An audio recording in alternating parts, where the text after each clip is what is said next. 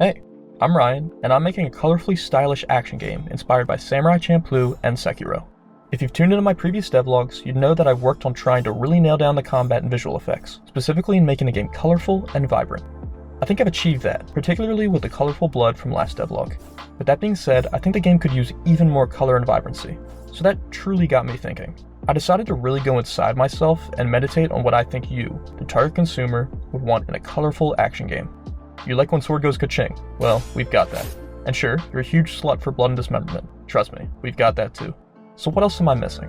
I thought, and somewhere in the middle of my little thought experiment, something started to tickle my brain. Something big. Something every little gamer boy dreams of as they get tucked into bed. Let me ask you this. What is more fun than both blood and dismemberment combined? That's right, you guessed it. Defacing public property.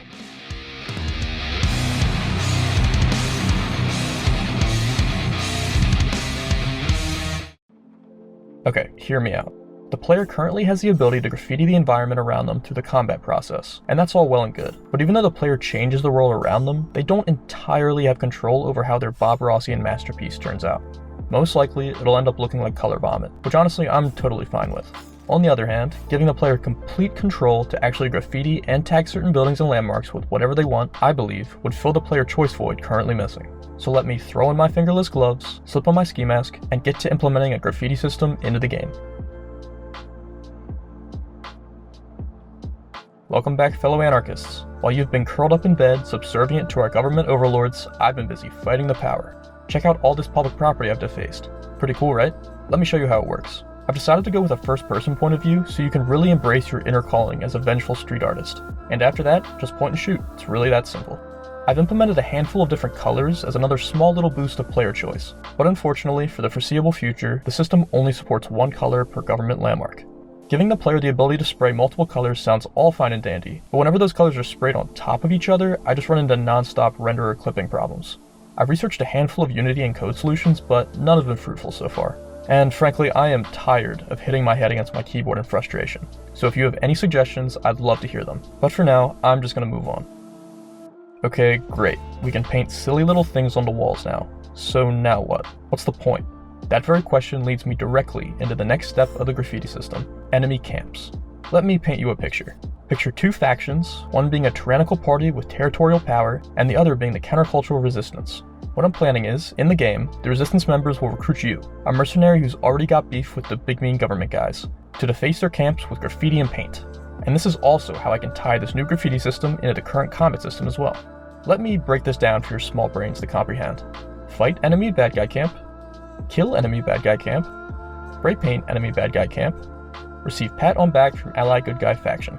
And maybe a monetary reward too, who knows. But that really doesn't matter right now because gents, by God, I think we just constructed ourselves a gameplay loop. Check this out.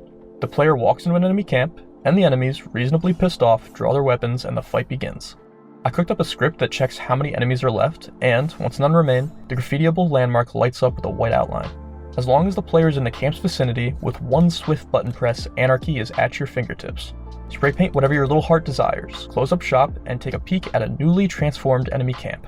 I noticed that the addition of a little graffiti wasn't really selling the idea of the player taking over an encampment, so I decided to go the route of engulfing the previously pristine camp in a rush of colorful blood. The reason for this is twofold. It's now obvious which camps have been completed or not, and, more importantly, it also just looks cool. I'm excited to hear what you all have to say, and I'm also very excited to see the street art that players end up making once the game is in a more playable state. I'm also very amped to read what you little anarchists will be spray painting down there in the comments section. Y'all for sure much more creative than I am. The extent of my graffiti is not a whole lot more than really mean words and the occasional phallic object, every once in a while. Totally random interjection here, but I've received a few comments about the name Colorful Katana being a bit lacking in the catchy game name department, so I'd also like to hear your opinions on the game's name. This comment in particular caught my attention. They suggest Chroma Blade or Rainbow Edge as game names, which I also think sound pretty cool. And total honesty here, after reading this, I was incredibly tempted to choose Rainbow Edge for the sole purpose of being able to call my YouTube community the Edgers. I'm convinced that alone justifies the name change, but still, curious to hear what you all think. I'm not committed one way or the other. And that's the end of my update for this devlog. I'm happy to say that I'm content for the moment with the colorfulness of the game. Eventually, once I get around to it, I still do plan to implement color-based special attacks and abilities, but frankly, I need a break from color for now. Next on the docket is adding some fun combat events for the player to wander into. And I may introduce some new enemies in a new location, but we'll see. Honestly, your guess is as good as mine. I have no idea what I'm doing. Anyways, hit the like and subscribe buttons if you like the destruction of long-standing government monuments. Oh, and wishlist the game if it tickles your fancy. In return, you'll receive 3 gentle forehead kisses. Think about it. But yeah, see ya.